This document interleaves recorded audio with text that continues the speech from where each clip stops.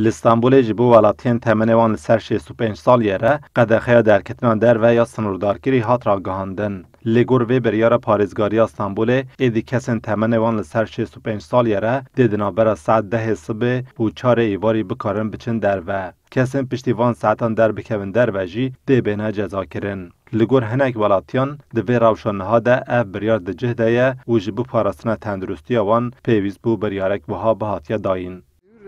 Deminki anlattığım gibi evde fazla abur cubur... Divê rewşaneha de biryareke wiha di cihde ye. Ji bo ku em xwe ji vê nexweşiyê biparêzin, rêya herî baş ev e. Ji ber wê divê em hemû bi hev re pabendî vê biryarê bin. Lê ji ber ku em ê êdî kêmtir derkevin derve, pêwîst e me zêdetir ha ji xwarin ve xwarina hebe, da ku em zêde kîloyan nestînin. Sahip çok özür dilerim.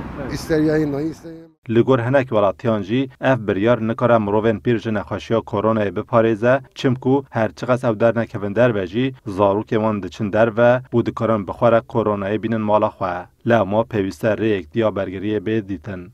65 yaşını mı getiriyor bu hastalığı? Ma tenê mirovên temenê wan bi ser 65 salî re nexweş dikevin. Ez dernekevim jî zarokên min dê derkevin û biçin kar. Ma di rewşeke wisa de em ê çawa bikarin xwe biparêzin. Ji xwe bihna me li malê teng dibe. Ma em bi maskên xwe derbikevin, dê çi ziyanê me bigihîjin derdorê? Nereden mı oturuyor?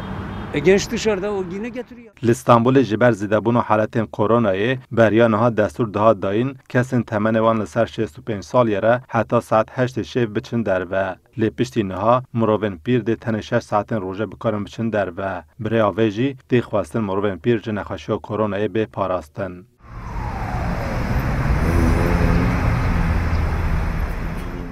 Diyarbakır, Kurdistan 24, İstanbul.